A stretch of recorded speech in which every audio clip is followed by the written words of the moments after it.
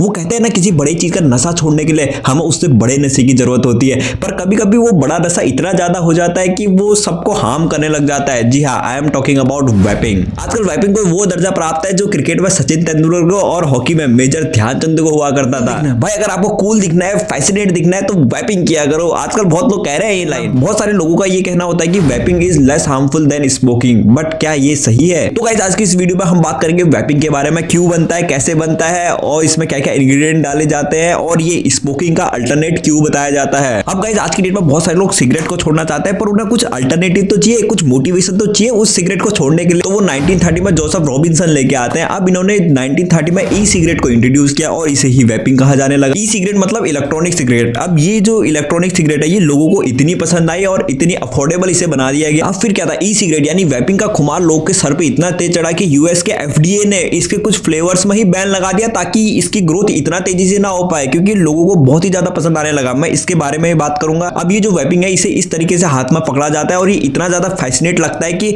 इसको बच्चे भी आप कंज्यूम करने लगे थे। 2018 में नेशनल यूथ टबैको सर्वे ने ये पाया कि 3.6 मिलियन से भी ज्यादा चिल्ड्रंस वैपिंग को यूज करते हैं। अब मैं पूरे वर्ल्ड वाइड की बात करता हूं, 2011 में 7 मिलियन से भी ज्यादा लोग वैपिंग को यूज करते थे और 2018 में इसकी संख्या 68 मिलियन पहुंच गई और 2021 में 82 मिलियन को क्रॉस कर चुकी है। अब इसके इंग्रेडिएंट में जाने से पहले मैं आपको एक बहुत ही इंटरेस्टिंग चीज बताना चाहूंगा।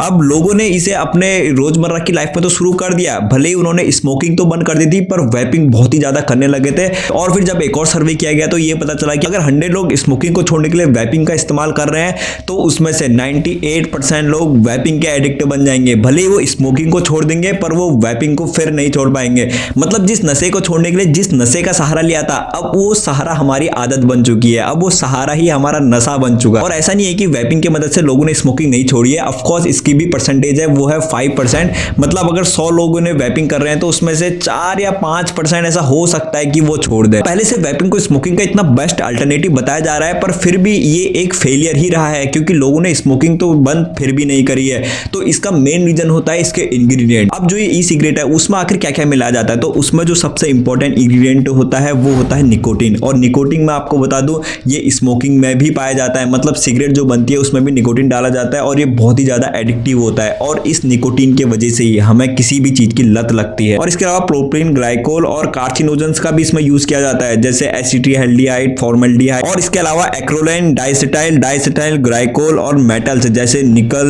टिन, लेड, कैडमियम और बेंजीन जैसे मेटल्स का भी यूज किया जाता है। अब आपने तो देख ही लिया कि कितने सारे इंग्रेडिएंट इसमें मिलाए जा रहे हैं और कितने हार्मफुल इंग्रेडिएंट इसमें, जैसे एसिटिल्डिहाइड, फॉर्मल्डिहाइड जो कैंसर कॉज कर सकता है। और इतना ही नहीं, जब इसे रिफिल किया जाता है उसमें भी और कुछ इंग्रेडिएंट उसमें ऐड किए जाते हैं ताकि नशा थोड़ा अच्छे लेवल का हो सके। अब बाकी ये ई सिगरेट काम कैसे करती है, तो मैं आपको बता दूं इसमें इस टाइप की डिवाइस तो होती ही है और इसी लिक्विड में सारे इंग्रेडिएंट होते हैं और सारे फ्लेवर्स भी इसी में होते हैं। और ये एक स्टडी में तो ये भी बताया गया कि इस लिक्विड में मैरिजुआना भी मिलाया जाता है। मैरिजुआना मतलब वही गांजा, पॉट, माल, स्टफ, ताकि नशे में किसी भी चीज की कमी ना रहे। अब उसके बाद इस छोटी सी डिवाइस में हीटिंग एलिमेंट लगे होते हैं और इसे बैटरी सोर्स से जोड़ा जाता है। अब जैसे जैसे ये हीटिंग एलिमेंट हीट होते रहते हैं और ये वेपर आप जब इनहेल करते हो तो एक वेपराइज होकर ये उड़ने लगता है। मतलब इस डिवाइस की जो पावर सोर्स है वो इसकी बैटरी ही है। ये जो छोटी सी डिवाइस है ये इतनी ज्यादा एडिक्टिव होती है कि आपको मैं इसका एक एग्जांपल देता हूं। फेमस टिकटॉकर काइली वॉल्फ जब प्रेग्नेंट थी उन्होंने वैपिंग को फिर भी नहीं छोड़ा था, जबकि सारे डॉक्टर्स इस चीज को मना कर रहे थे, पर वो इतनी ज्यादा एडिक्टिव हो चुकी थी कि इन्होंने वैपिंग को फिर भी नहीं छोड़ा। और बाद में इन्होंने खुद एडमिट किया कि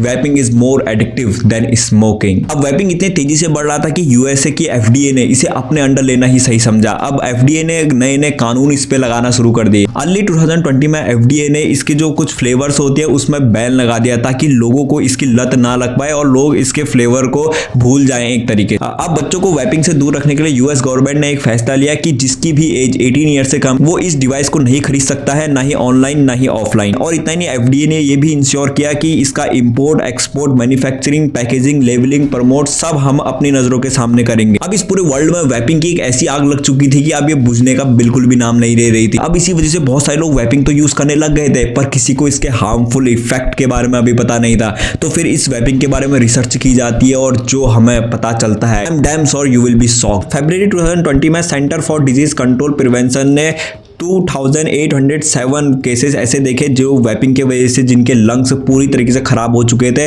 और उनमें से भी 68 लोगों की मौत हो चुकी थी। और इसके अलावा भी जो लोग वैपिंग का शिकार हुए थे उनकी भी कुछ साल में डेथ हो चुकी थी क्योंकि उनके लंग्स पूरी तरीके से डैमेज हो चुके थे और बहुत सारे लोग अस्थमा के पेशेंट हो गए थे और ब्रीथिंग प्रॉब्लम्स उसमें देखी जा रही थी। और इतना ही नहीं, ये जो ई सिगरेट वाली डिवाइस है इसने भी बहुत ही लोग की जान ले ली क्योंकि आपको तो पता है ई सिगरेट किस चीज से चलती है, बैटरी से चलती है। कभी कभी मैन्युफैक्चरिंग में भी प्रॉब्लम आ जाती है जिसके वजह से जो ये डिवाइस है इसको जब कोई इनहेल कर रहा था तो ये डिवाइस ही फट गया। पर ये भी बात मुझे पता है कि बहुत सारी जगह आपको ये पढ़ने को मिलेगा कि vaping is less harmful than smoking, पर मैं आपको बता दूं इस पर भी अभी स्टडी होना बाकी है, अभी भी ये पिक्चर भी पूरी तरीके से क्लियर है नहीं। सो आई होप गाइस आपको वैपिंग के बारे में तो काफी कुछ पता चल चुका है। अगर आप फिर भी स्मोकिंग छोड़ना चाहते हो तो मेरी मानिए वैपिंग उसका ऑप्शन बिल्कुल भी नहीं है। आपको स्मोकिंग छोड़ने के लिए जो सबसे इंपॉर्टेंट चीज है वो है आपका डिटर्मिनेशन, क्योंकि यही चीज है जो डिसाइड करेगा आपको स्मोकिंग करनी है या नहीं करनी है। और आजकल तो बहुत सारे लोग ये भी कहते हैं कि अरे यार हमें तो प्रेजेंट में जीना चाहिए, हमें तो प्रेजेंट को एंजॉय करना चाहिए, फ्यूचर में जो होगा देख लेंगे।